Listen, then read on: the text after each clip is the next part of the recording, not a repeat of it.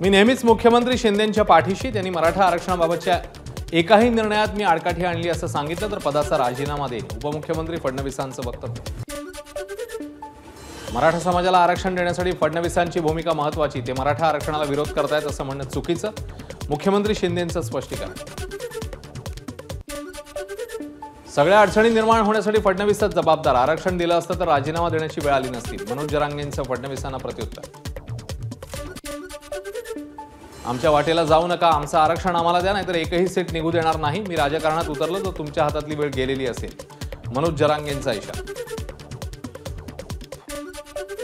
देवेंद्र फडणवीसांनी भूमिका घेतल्यामुळे जरांगेंचं खोटेपण महाराष्ट्राच्या जनतेसमोर उघड झालंय, जरांगेंची प्रतिमा लोकांच्या मनातनं उतरू लागली आहे, प्रवीण दरेकरांचं वक्तव्य। उपमुख्यमंत्री अजित पवारांची जनसन्मान यात्रा मुंबईमध्ये, झिशान सिद्दीकींच्या वांद्रे पूर्व मतदारसंघात आणि नवाब मलिकांच्या अणुशक्तीनगर मतदारसंघात अजित पवारांचं जोरदार शक्ती प्रदर्शन। जनसंवाद यात्रेनिमित्ताने अजित पवारांची मुंबईत रॅली, अजित पवारांसोबत झिशान सिद्दीकी ही गाडीमध्ये उपस्थित, त्यामुळे ते आज राष्ट्रवादी काँग्रेस पक्षात प्रवेश करणार असल्याची जोरदार चर्चा। राष्ट्रवादीच्या मंचावर काँग्रेस आमदार झिशान सिद्दीकी उपस्थित, काँग्रेसमध्ये माझ्यावर अन्याय, आता तुमच्यासमोर बदल सुरू होईल, झिशान सिद्दीकींचं सूचक वक्तव्य। झिशान सिद्दीकींची जर राष्ट्रवादीत येण्याची इच्छा असेल तर त्यांना नक्की पक्षात घेऊ, राष्ट्रवादी प्रदेशाध्यक्ष सुनील तटकरेंचं सूचक विधान। मुंबईतल्या वांद्रे पूर्व आणि अणुशक्तीनगर विधानसभा मतदारसंघात जनसन्मान यात्रा, यात्रेनिमित्ताने पहिल्यांदाच नवाब मलिक राष्ट्रवादीच्या व्यासपीठावर। अजित पवारांच्या कार्यालयाकडून लाडक्या बहिणींना आभार मानणारे खास मेसेज, लाभ आणि बळ देण्यासाठी काम करत राहीन अशा आशयाचा मेसेज। विधानसभा निवडणूक डिसेंबरच्या पहिल्या किंवा दुसऱ्या आठवड्यामध्ये होण्याची शक्यता, लाडकी बहीणसाठी विधानसभा निवडणूक लांबणीवर गेल्याची चर्चा।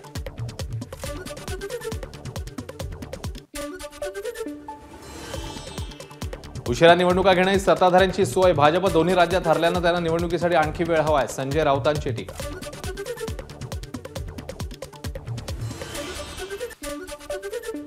लाडकी बहीण योजनेसाठी निवडणुका उशिरा होत असतील तर हा रडीचा डाव, सुप्रिया सुळेंची टीका, तर निवडणुका पुढे ढकलल्या तरी निकाल बदलणार नाही, सुळेंचा टोला।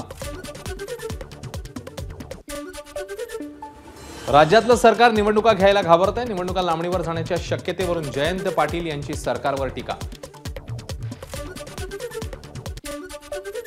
महाराष्ट्र आणि झारखंडमध्ये भाजप पराभूत होणार, निवडणूक पुढे ढकलून आजचं मरण उद्यावर, सामनाच्या अग्रलेखातनं भाजपवर टीका। निवडणूक आयोग भयमुक्त निवडणुकांची भाषा करते, पण जम्मू काश्मीरमध्ये लष्करी तळांवर अतिरेक्यांचे हल्ले सुरूच, सामना अग्रलेखातनं निवडणूक आयोगावर भाष्य।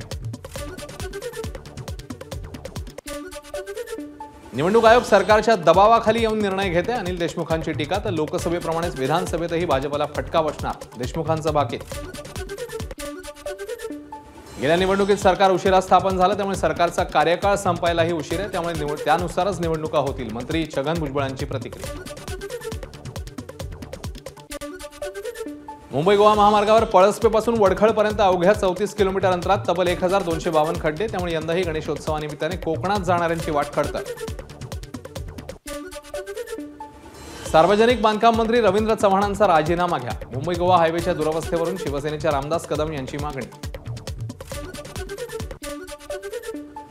रामदास कदम अडाण्यासारखे बोलतायत, रवींद्र चव्हाणांची टीका, तर मुंबई गोवा महामार्ग केंद्रीय मंत्री नितीन गडकरींच्या अखत्यारीत येत असल्याचंही स्पष्टीकरण।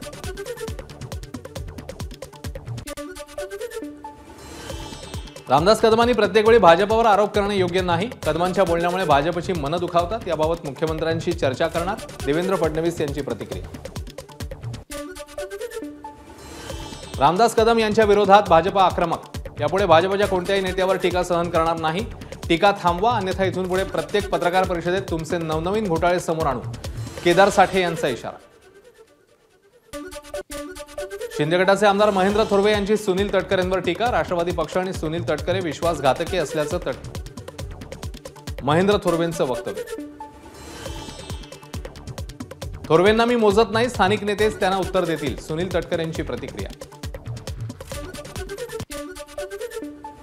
आमदार थोरवे स्वतःच विश्वासघातकी आहेत, त्यांच्या पायाखालची वाळू सरकल्यानं ते असं बोलतायत. महेंद्र थोरवेंनी केलेल्या टीकेला राष्ट्रवादी प्रवक्ते सुधाकर घारेंचं प्रत्युत्तर. एमआयएम मुंबई अध्यक्ष फयाज अहमद यांना पदावरून हटवल्यावर राडा. इम्तियाज जलील यांच्या पत्रकार परिषदेत फयाजच्या समर्थकांचा गोंधळ.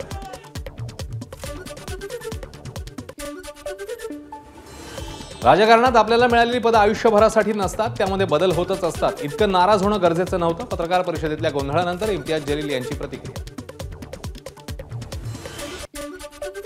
दिंडोरी तालुक्यातल्या जाऊळकेमध्ये आरोग्य केंद्राचं सुप्रिया सुळेंच्या हस्ते उद्घाटन. या कार्यक्रमस्थळी अजित पवार गटाचे आमदार नरहरी झिरवाळ यांचे फोटो लागल्यामुळे चर्चांना उधाण.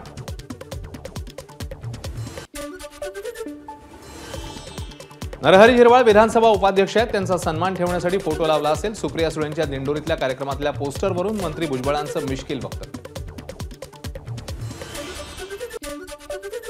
मराठा आंदोलक सुप्रिया सुळेंच्या भेटीला. मराठा आरक्षणाबाबत भूमिका स्पष्ट करण्याची आंदोलकांची मागणी.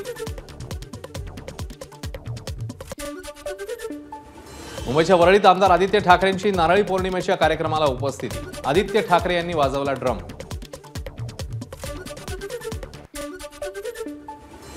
रामगिरी महाराजांच्या अडचणीमध्ये वाढ. छत्रपती संभाजीनगरच्या सिटी चौक पोलीस ठाण्यात रामगिरी महाराजांविरोधात गुन्हा दाखल. मुस्लिम संघटनांच्या तक्रारीनंतर गुन्हा दाखल. वादग्रस्त वक्तव्यामुळे रामगिरी महाराजांविरोधात बीड, गेवराई, आष्टीमध्ये गुन्हे दाखल. आतापर्यंत 8 पोलीस ठाण्यांमध्ये तक्रारीनंतर गुन्हे दाखल झाल्याची माहिती.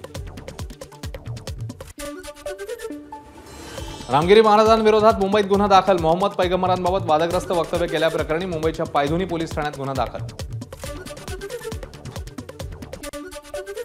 अजित पवार गटाचे आमदार अमोल मिटकरींविरोधात कोपरगाव पोलीस ठाण्यात गुन्हा दाखल. संतांविरोधात आक्षेपार्ह वक्तव्य आणि धार्मिक भावना दुखावणारी वक्तव्य केल्याप्रकरणी गुन्हा दाखल. पंतप्रधान मोदी 25 ऑगस्टला जळगाव जिल्ह्याच्या दौऱ्यावर. लखपती दीदी कार्यक्रमाला मोदी उपस्थित राहणार. मंत्री गिरीश महाजनांची माहिती.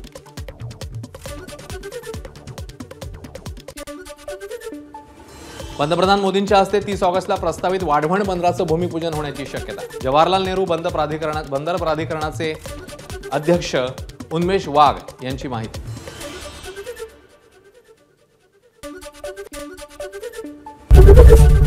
एबीपी माझा, उघडा डोळे बघा नीट.